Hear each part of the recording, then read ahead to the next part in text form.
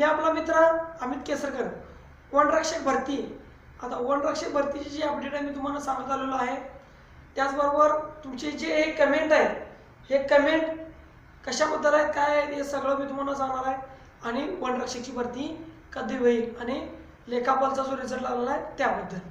तर सुरुवातीला कमेंट, अनेक विद्यार्थीच्या मनात असे कमेंट आहेत की बाबा भरती कधी होईल, स्थगित कधी होईल आणि फिजिकल कधी होईल, आणि भरती होईल की नाही होईल की भरती कॅन्सल होईल। तर या सर्वांची उत्तर मी देत राहणार आहे आणि व्हिडिओ शेवटपर्यंत बघा, जेणेकरून तुम्हाला समजून जाईल, जेणेकरून तुमची सुरुवात कशी झाली होती आणि तुमचा शेवट कसा व्हायला पाहिजे। हा व्हिडिओ असणार आहे, हा व्हिडिओ तुमच्यासाठी मोटिवेशनचा व्हिडिओ असणार आहे। त्यामुळं ज्या कोणाला मोटिवेशनसाठी हा व्हिडिओ बघायचा त्यानेच हा व्हिडिओ बघा, ज्यांना कोणाला मोटिवेशनसाठी बघायचं नाही त्यांनी हा व्हिडिओ स्किप करू शकता। आता सुरुवातीला वनरक्षकचे असंख्य विद्यार्थ्यांनी फॉर्म भरले होते आणि लेखापालचा पण फॉर्म भरला होता, परंतु लेखापालचा जो रिझल्ट लागला, तो रिझल्ट लागत असताना जो पैसावाल्यांचा जो केस आहे, ती केस महाराष्ट्रामध्ये अनेक विद्यार्थ्यांनी काढली होती।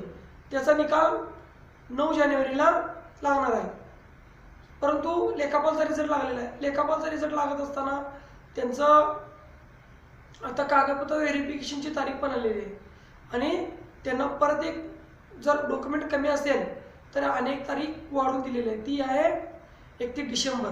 31 डिसेंबरचा त्यांचं कागदपत्र व्हेरिफिकेशन झाल्यानंतर त्यांना 15 जानेवारी ते 30 जानेवारीमध्ये त्यांचा रिझल्ट लागून जाईल आणि येणाऱ्या 28 फेब्रुवारीला त्यांना जॉईनिंग लेटर देण्यात येणार आहे। त्याच पद्धतीनं आपलं वनरक्षक भरती, आता वनरक्षकची महत्त्वाची माहिती तुम्हाला देत राहणार आहे। सुरुवातीला तुम्ही जे प्रयत्न केला होता मित्रांनो, तुम्ही विचार करा, तुमची सुरुवात होती ती होती वनरक्षक भरती, आणि भरती करत असताना मित्रांनो सगळेच विद्यार्थी आता थकून गेलेले आहेत की 2 टाईम प्रॅक्टिस होत नाही आहे आणि आपल्याला 1 टाईम पण प्रॅक्टिस होणं झाली आहे, माझे पाय दुखत आहेत सर, किंवा माझं कंबर दुखायला आहे, मला प्रॅक्टिस होणं झाली आहे आणि माझा विचार बदलत आहेत रनिंग करताना। मित्रांनो सुरुवात करताना तुम्ही जो फॉर्म भरलेला आहे, आता साधं उदाहरण देतो, तुम्ही एक डोंगर चढत आहात आणि ते डोंगर चढून झालेला आहे, म्हणजेच तुम्ही एक्झाम दिलेला आहात आणि आता राहिलेला आहे फक्त झेंडा लावायचा। आता झेंडा लावायचा म्हणजे काय, तर फिजिकलची तयारी करायची आणि फिजिकल तयारी झालेली आहे आणि तुम्हाला चांगल्या प्रकारे माहीत आहे आपली टोटल बेरीज किती होणार आहे। त्यामुळं आपला झेंडा फक्त लावायचा राहिलेला आहे, म्हणजेच आपलं रनिंग फक्त व्हायचं राहिलेलं आहे। रनिंग झाल्यानंतर आपलं मेडिकल होईल आणि मेडिकल नंतर आपलं काय ते एक्झाम झालं, फिजिकल झाल्यानंतर आपलं त्या ठिकाणी मेरिट लागेल। मेरिट लागल्यानंतर आपलं परत डॉक्युमेंट व्हेरिफिकेशन होणार आहे आणि डॉक्युमेंट व्हेरिफिकेशन नंतर आपलं फायनल मेरिट होणार आहे। त्यामुळं सुरुवात जी आपली झाली होती ती खूप खडतर प्रवासामध्ये आपण सुरुवात होतो, म्हणजे फिजिकल होण्याअगोदर, एक्झाम होण्याअगोदर फॉर्म भरत असताना अनेक विद्यार्थ्यांच्या मनात शंका होती, इकडे भरू की तिकडे भरू।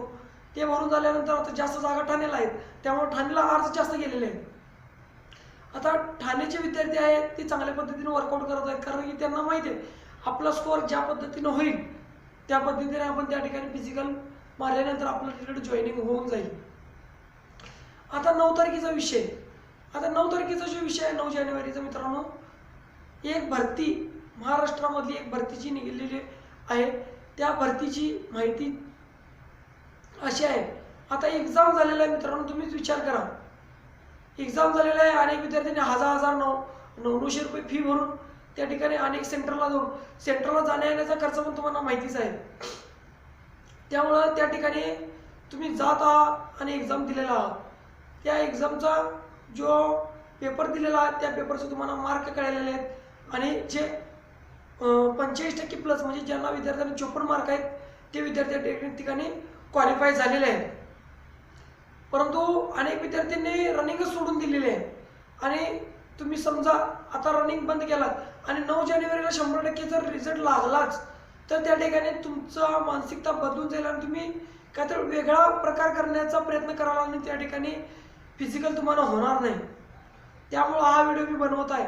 जे विद्यार्थी त्या ठिकाणी फिजिकल बंद केलेले आहेत आणि एक विद्यार्थी दोन्ही टाईम फिजिकल करतायत ते दोन्ही पण बंद केलं असेल तर मित्रांनो एक टाईम तर तुम्ही फिजिकल चालूच ठेवा.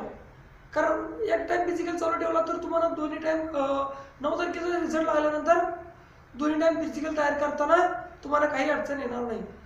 परंतु अचानकच जर तुम्ही दोन्ही टाईम प्रॅक्टिस बंद केला आणि अचानक जर 9 तारखेला म्हणजे 9 जानेवारीला रिझल्ट लागलाच तर त्या ठिकाणी तुम्ही असं अचानकपणे 5 किलोमीटरची तयारी करणं अशक्य आहे. कारण की तिथून पुढे 10-15 दिवस जर तुम्हाला दिली तर तुमच्या थाईजमध्ये आणि मांड्यामध्ये आणि तुमच्या माइंडमध्ये ताकद येणं खूप गरज आहे. ती गरज का असते हे तुम्हाला ॲथलेटिक्स म्हणजे जे विद्यार्थी चांगले रनिंग करतात त्या विद्यार्थ्यांना माहीत असतं. त्यामुळे रनिंग तुम्ही कोणी बंद करू नका. येणारी भरतीमध्ये म्हणजे येणाऱ्या 9 जानेवारीमध्ये खात्रीशीर रिझल्ट लागेल अशी मला आशा आहे. आजचा हा व्हिडिओ ह्याच्यासाठीच होता की बाबा आपण एक्झामची तयारी केलेली होती, एक्झाम दिलेला होता आणि पेशंट म्हणजे आपली मानसिकता जी आहे ती चांगल्या प्रकारे ठेवली पाहिजे. आता MPSCचे विद्यार्थी आहेत 8-9 वर्ष अभ्यास करतात परंतु त्यांना ती पोस्ट 10 वर्षानंतर निघते. परंतु आपण 5-6 महिने पण तयारी करून त्या ठिकाणी थांबू शकत नाही. तर मित्रांनो आपला जीवनात काहीच अर्थ नाही आहे. आपण तयारी करत आहात ना, आपलं शरीर झिजवत आहात हे मला माहिती आहे परंतु त्याचा फायदा तुम्हाला त्याचा बेनिफिट तुम्हाला 100% होणार आहे. कारण भरती ही होणारच आहे आणि भरतीचं फिजिकलही होणारच आहे.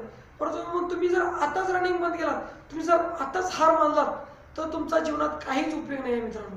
त्यामुळं एक टाईम तर प्रॅक्टिस चालू ठेवा. मुलांनी आणि मुलींनी कमी असू दे प्रॅक्टिस काही हरकत नाही परंतु चांगल्या पद्धतीने जर प्रॅक्टिस ठेवलात तर तुम्हाला येणाऱ्या भरतीमध्ये म्हणजे 9 जानेवारीला जर रिझल्ट लागला तर तुम्हाला चांगल्या प्रकारे तयारी करू शकता. हा माझा व्हिडिओ तुम्हाला कसा वाटला हे सांगण्यासाठी कमेंट करा आणि माझ्या चॅनलवर नवीन असाल तर सबस्क्राईब करायला विसरू नका. जय हिंद, जय महाराष्ट्र.